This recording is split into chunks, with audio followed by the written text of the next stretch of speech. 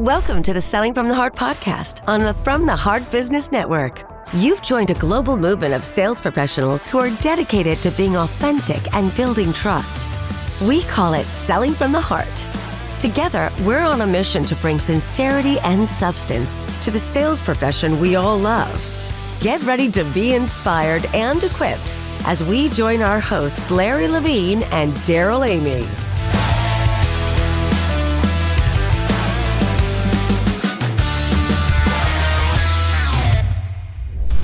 Hiring salespeople based on a resume or a great interview is like drafting players based on their Instagram highlights. They look amazing in the clips. That's until the real game starts. Exactly. Every CEO's been there. The interviews go great. You think you're bringing a top performer onto your team, but once they hit the field, they can't close, won't prospect, and blame the leads. That's exactly why we recommend Sales Index Unlimited Candidate Assessments. It's your sales recruiting engine that screens every candidate against 21 proven sales competencies, benchmarked against 2.5 million sales professionals worldwide. That is more than a personality profile. You'll know with confidence who can sell and who will actually do the work. Because the best teams don't just fill positions, they build a bench. They're always scouting for great players who can perform under pressure. For just $2.99 a month, you can build your own bench of ready-to-sell talent, coachable, driven, and proven before they ever get the jersey. So stop guessing, start scouting like a pro. Go to unlimited.salesindex.ai. That's unlimited.salesindex.ai and start building your next sales all-star team today.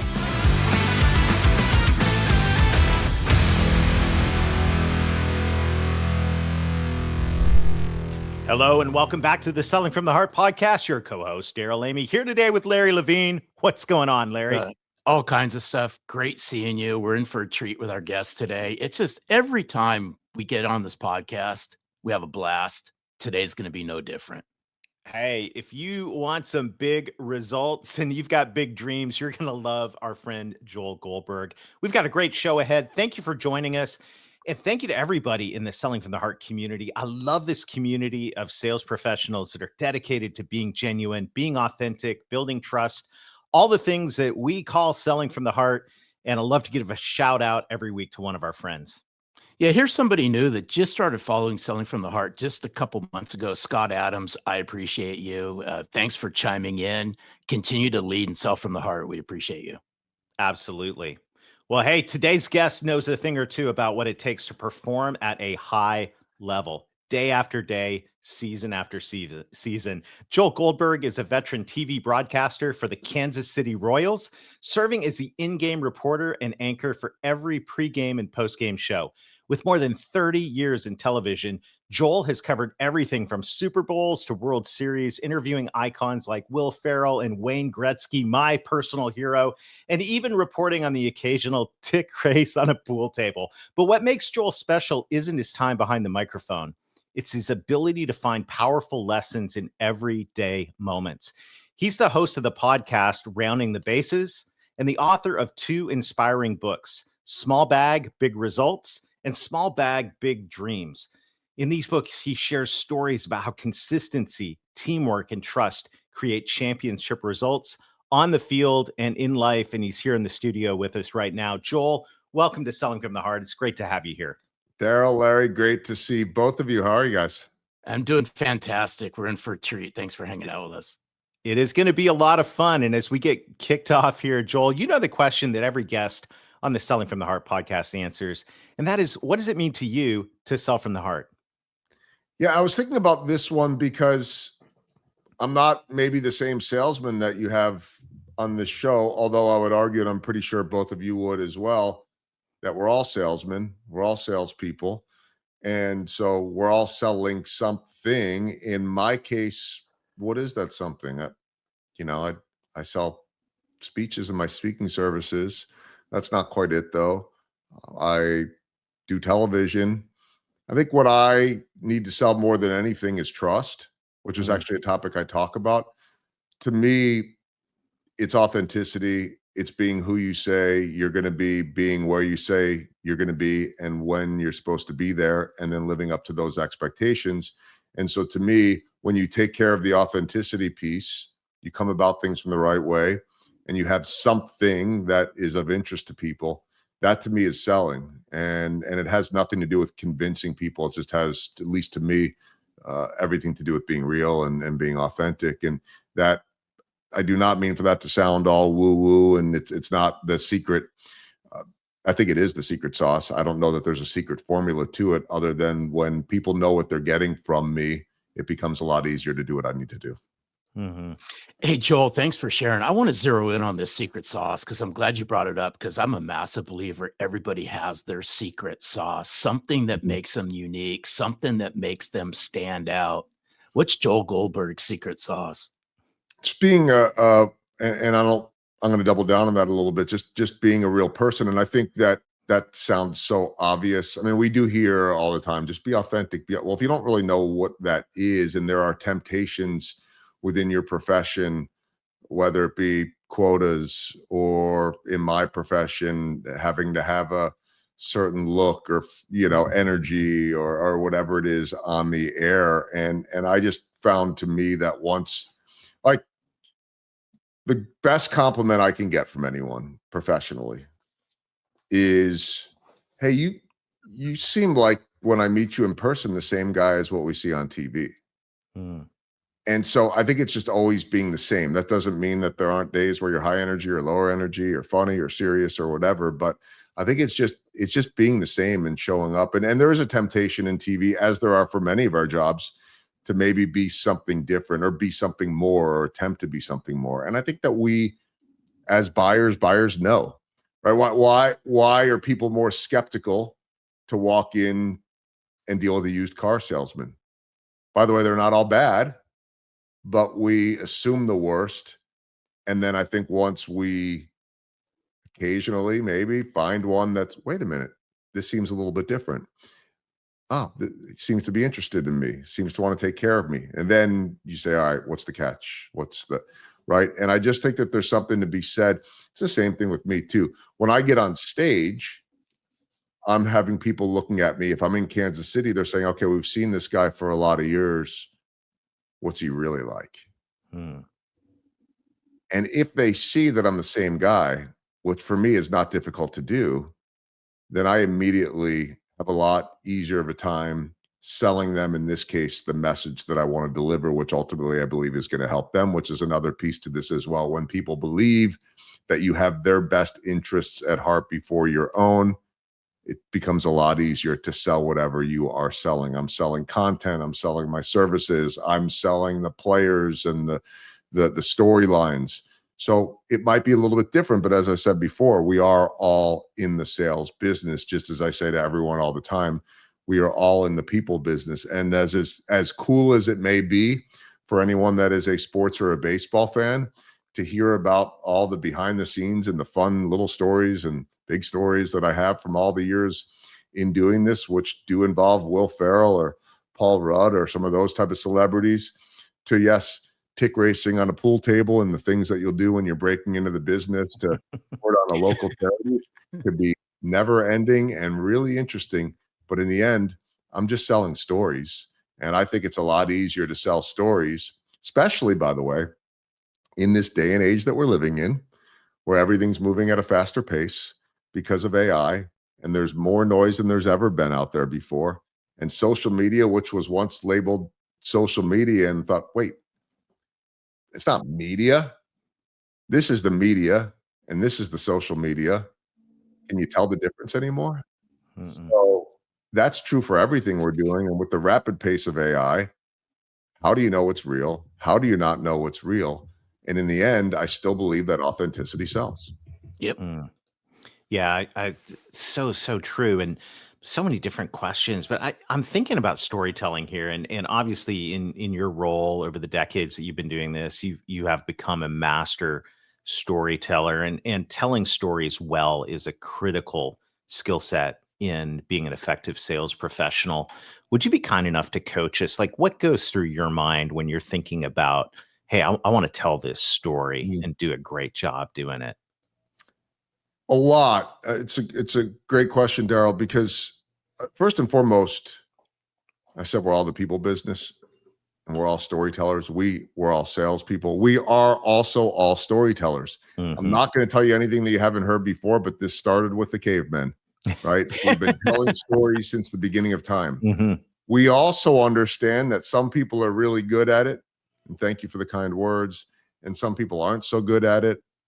And I bring that up only because, one, beauty's in the eye of the beholder, and I do believe that of the couple of strengths that I might have, storytelling is generally one of them, but it's constantly evolving, and there's never one for sure answer. I know there are a lot of formulas to this, but I think you have to know your audience first and foremost. I mean, this is going to turn it back to you guys in Sales 101, and something I'm still learning, just like many of us are, that isn't one of the best sales tools listening.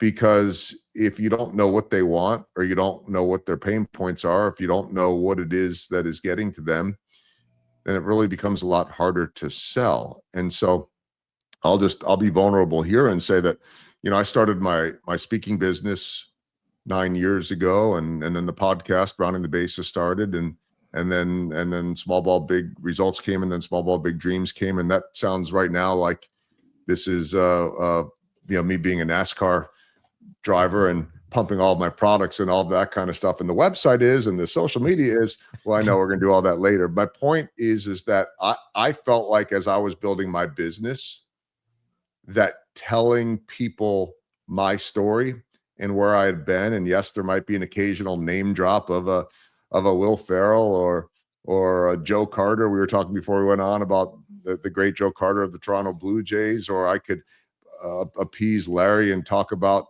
how Freddie Freeman is as good of a guy as you think, and Mookie Betts is as good of a guy as he is a player. And I've had all these experiences. And if you're a baseball fan, or even if not, people find it pretty interesting to hear about this TV world.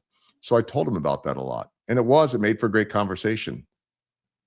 But the first question should have been, and now is, tell me about your business. What are the challenges?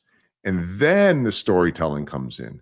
Because there's a pretty good chance that whatever their pain point is, doesn't mean we're going to align, may not work, whether that be we don't align in message, we don't align in budget, we don't align in time, whatever it might be. But there's a pretty good chance that I have a story to tell that will apply to what they're talking about. And that story becomes told a lot better if the timing is right. So I think that's the first piece to it, is understanding when the right time is and for who.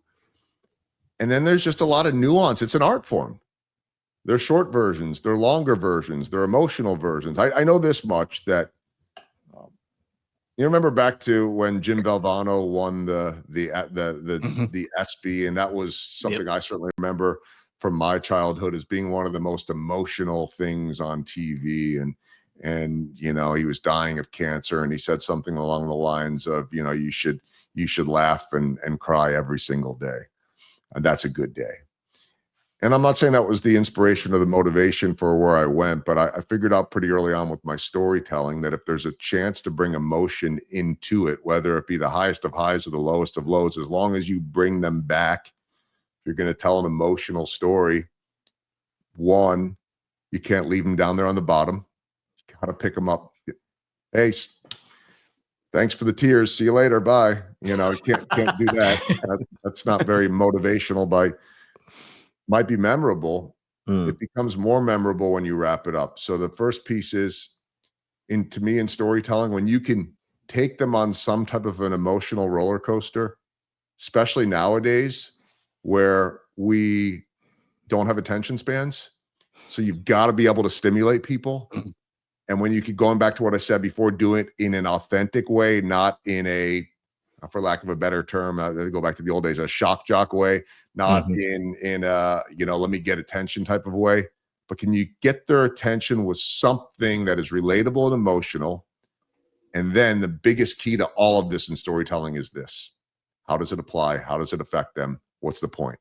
Because I could have the greatest story in the world, but if it doesn't move the needle in terms of helping someone, inspiring someone, or have a point or a lesson, I'm just telling a story. And at that point, I might as well go show up at, the local whatever club that wants to hear the latest update on the Kansas City Royals.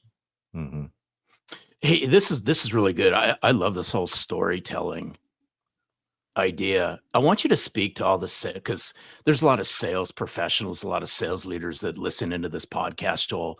And there's something that Daryl and I always talk about, and that's the self-limiting beliefs that people have. And I know there's a lot of salespeople that are listening to this going, Joel, I buy into what you're saying. I really stink at telling stories. For whatever reason is walk people through that. It's not as difficult as they think it is, but storytelling's powerful and everyone has the capability of telling them. Speak to those people who have self-limiting beliefs around, I can't tell stories. I don't even know where to start. Well, everybody can and everybody does, by the way, right? It has to have something to do with who you're talking to. And now, in the case of you guys, I dropped in a Joe Carter because I know that would excite Daryl with the Blue Jays. I dropped in a Freddie Freeman and a Mookie Betts. It doesn't have to be that, by the way, either. But I think the easiest way to tell a story that someone is going to be interested in, we all have certain stories that are that I cannot believe this happened. You won't believe what I'm about to tell you. Sounds like a carnival barker. Great storytelling abilities by those carnival barkers too, right? Mm-hmm. Were they real? Were they not real? I don't know. But if you're going to give somebody, oh my gosh, I have the most crate, you better deliver. Mm-hmm. And I got some of those. Those never end. Here, I'll give you an example. And by the way, examples work great. And then you got to be aware of, okay, I'm sitting there, I'm looking at the time. I know that we don't have all day on the podcast, even though we probably could go on for hours and all that. You got things to do. Your listeners have things to do, on and on. So part of storytelling, and this is someone that likes to ramble a little bit, is saying, know your audience and their time length, because at some point, if they start getting antsy, that's true of me on stage. That's true sitting for coffee. If they start getting antsy, then you've probably gone a little too long or you found the wrong subject. So going back to what I said before too, listening or understanding who you're dealing with may shape the way you tell that story. I might have a story that will blow your socks off that I may tell differently to you guys that I would to a different group. If I'm speaking to a group of college kids or even high school kids, I may have the same point I do to you guys, but you guys have been in business for a lot of years. And that doesn't mean the story won't tell, but how can I frame it in a different way? So understanding your audience. But, I have a phenomenal story that I start most of my speeches with that involves the Kansas City Royals, myself included, going to the White House in 2016 after they won a world championship in 2015. They got to the World Series, by the way, by knocking off the Toronto Blue Jays in the American League Championship Series.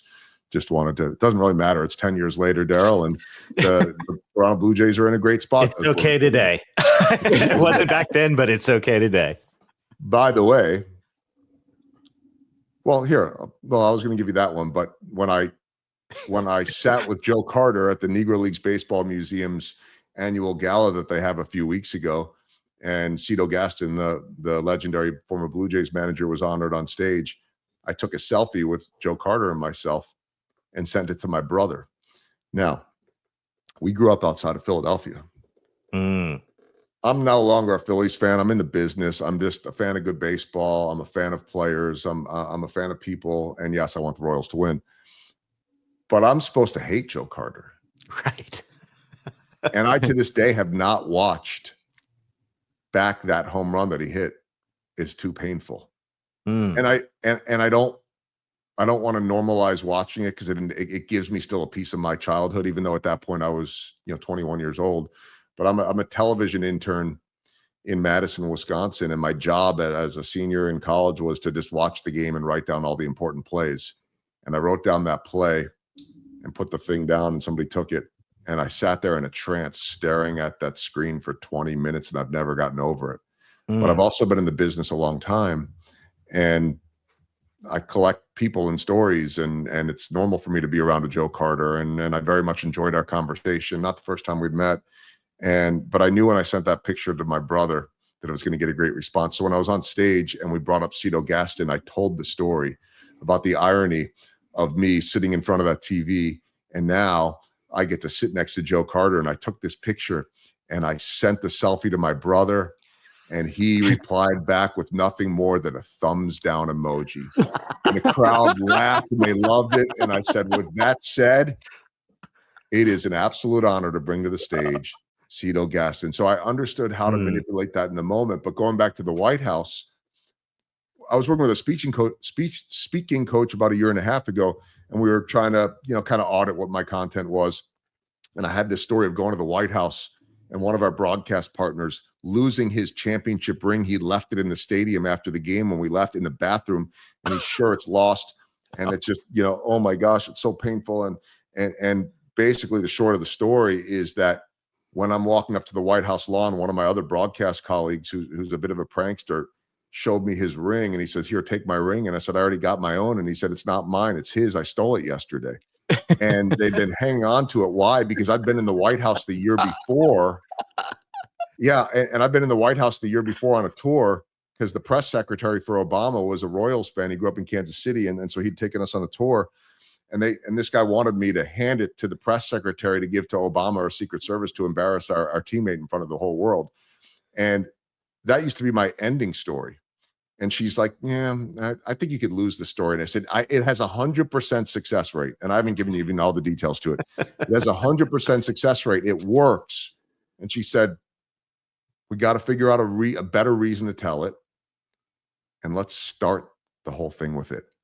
And so there's so much nuance and strategy to it, because I get on stage, and after I do my little intro of dreams and what do we dream of growing up, and none of us ended up where we thought, but I ended up where I thought I was going to be. This is what I wanted to do, but I never thought I'd have this ring going to the White House with the Kansas City Royals. And then I tell the story, and then I put a bow on it all by saying, look, and I did bring it in and on and on and on. When you build trust with your teammates, you could do anything. And I'm here to tell you that you are not allowed to steal each other's jewelry. However, when you blah, blah, blah, blah, blah, and then we get into how to build the trust and all of that. So we are all storytellers. You have to figure out what's going to move the needle, and how and why the story that you have is relevant or will resonate with them. And once you know that, then you can do anything. I love it. That's fantastic. That's the very short version of it, but all I'll tell you, I'll give you that, because you guys aren't going to hear this live. I mean, if you do, that's fine. Just don't tell anyone else. But on top of all of that, I had forgot to pack pants. I only had jeans on, and so we found a Walmart open in the District of Columbia till 10 that night. We got in after 9, and so I'm wearing these cheap pants. The late owner of the Kansas City Royals was the former CEO of Walmart. I was telling him this story while we were walking into the White House about the pants. He once even had me tell that pants story to Tom Brokaw, of all people. I don't know how that happened. He was a guest of it. The crazy stuff that came out of all this, but the signature line for me that gets him every time. And by the way that the jaws drop in every audience of every profession when they hear me say or reply back, and he says to me, it's not mine, it's his, I stole it yesterday. And the jaw just dropped. What? So I know I have him at that point. And then I'll say, I did what any good teammate would do. I said, all right, give it to me, I'll bring it in. And so I'm going through the metal detectors and the bomb sniffing dogs and the Secret Service agents and the machine guns, with over $35,000 worth of jewelry between the 2 rings and a $14 pair of pants. And it just, but getting back to what I said before, I'm happy to give away the little, secrets of this nuance, is that if I'm getting on stage and I have either a Kansas City audience saying to me, is this guy who we think he is or not? And if I'm going out of town and they've never seen me before, and there are people in Kansas City that haven't either, but if whoever's coming in, if they've never seen me before, they're saying, okay, why is this guy relevant? It's great, he's been on TV, but is he one of us? Mm. Does he think he's a bigger deal than us? If he's on TV, we all do this. We put people on pedestals. We forget that they're just human beings. Okay, so I have to earn that. It's a good chance right in the moment to be able to give them a fun, loosen everything up, have a great laugh, take people maybe somewhere they've never gone before, Mm-hmm. and then explain to them at the end, here's why this story matters and here's where we're going. Mm-hmm. I So love it. there's an example. Awesome. Well, hey, congratulations on these 2 books. They're linked in the show notes. Small Ball, Big Results, Small Ball, Big Dreams. Tell us about these books. Fantastic title, by the way. Well, I mean, you guys are baseball fans, but I thought about this too, and I started going with the whole small ball thing. And Larry knows this, but I decided when I started my podcast that I didn't want to be scripted with anything. You guys have your one question, right? Mm-hmm. I said at the start while I was thinking about this, I don't want to hit people with questions that are different and catch them off guard, but I don't like to script much. So I thought when I started my podcast about 8-9 years ago, it's not a baseball podcast, but I want to ask every guest 3 baseball themed questions. And I'll ask any of your guests listening right now, just do the exercise on your own. What's the biggest home run you've hit in your career? I had to start saying career because people said, well, I married my spouse and she's the love of my life, or he's the love of my life. I have no doubt. Congratulations.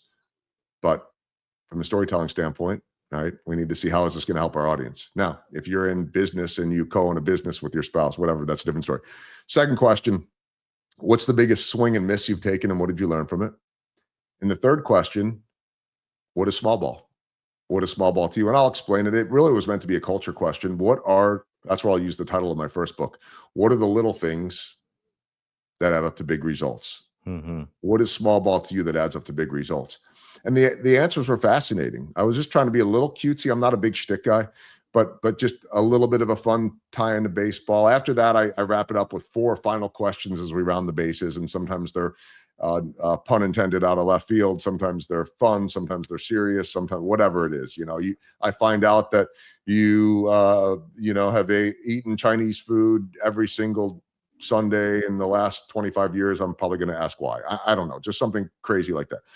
But those 3 questions are what is always there. And the answers, Daryl, to what people viewed as small ball provided so much insight and content that it was like, here's the book. And so, okay, small ball, big results was going to be about what is small ball? What are some of the keys? And it just ended up being topics: building trust, paying attention to detail, every role in an organization matters, and then telling stories from baseball and business. I structured it like a one business, one baseball story, and the innings were chapters. So the top half was a business story, the bottom half was a baseball story, or vice versa. And just sort of a way for me to say, like, I'm living in both of these worlds now. And then the second book, Small Ball, Big Dreams, was really about how'd you get there. It's really more a book about grit and resilience. Every chapter focused on one person in or out of baseball. And for these, I did just sort of, I guess, in, branding with my world, I would do a setup and a conclusion, but the setup was the pregame. And I host our pregame show. And the conclusion was the postgame. I host our postgame show. And then the meat of the chapter was the game. And I'm a reporter for our game. So fun stuff. Could do them forever. We'll see how long. I mean, there's so much content. You can do so much with it. And hopefully it inspires people. I love it. This is so good. Before we wrap up, by the way, I mean, Joel, you got to come back on and share more stories. I could listen to Joel Goldberg stories all day long.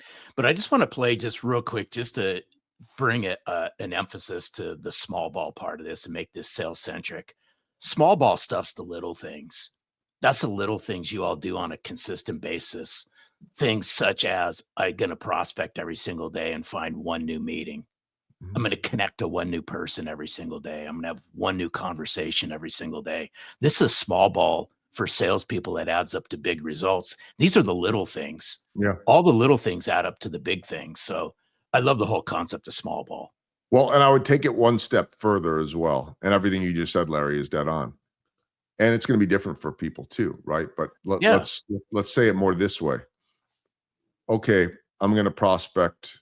I'm going to email one person a day. I'm going to call one person a day, whatever that number is, right? 5 people, 10 people, whatever it is. I would say if you scale too fast, make sure that there's still a small ball.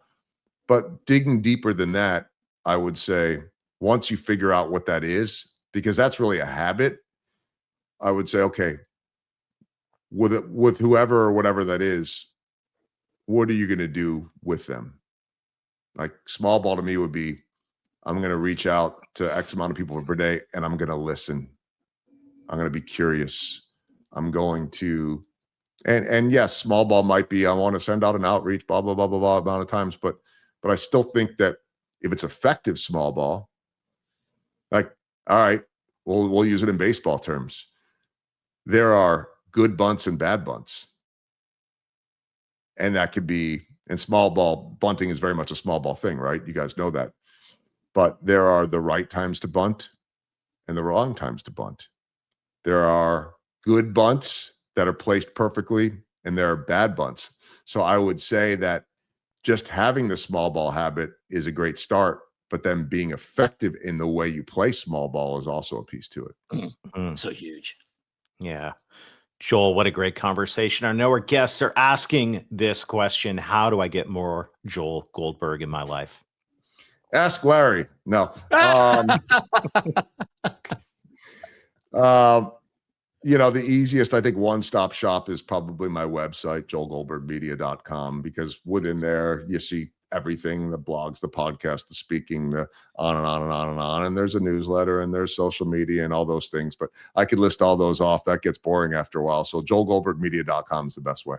Sweet. You'll find that in the show notes, everybody. Joel, thank you so much for sharing your time, your stories, and your heart with us today. This has been amazing. You guys are great. Larry, Daryl, thank you so much. Appreciate it. See ya. Love it. Love it. Well, hey, welcome to the post-game show for the Selling for the Heart podcast. What a blast talking to Joel. And so many great lessons here. And I encourage everyone, go out and grab these books, because I think we've said this all along. There are so many parallels between the world of high-performance sports and high-performance sales. Yeah, I just want to zero back in, and you can land the plane on this, Daryl, is the whole storytelling. Mm-hmm. Get really good at it. Even if you think that you're not very good, practice it. Practice the art of storytelling. That's how we connect and relate. Everybody's got stories. Everybody has stories, whether it's personal or professional. Like Joel said, know your audience, know when to deliver it. Take somebody on a ride, whether that be short ride, medium ride, long-term ride, doesn't matter. Know your audience, tell a great story. That's how you'll connect and relate.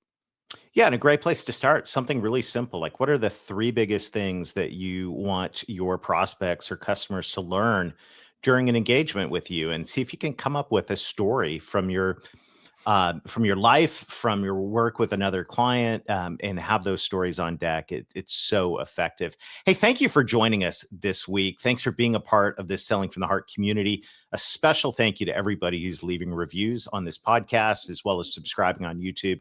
All of these things help us spread this movement of authenticity and trust right here in this sales profession we all love. Once again, thanks for joining us. Till next time, keep being genuine, keep being authentic, keep building trust, play small ball and get big results. And most of all, Sell from the heart.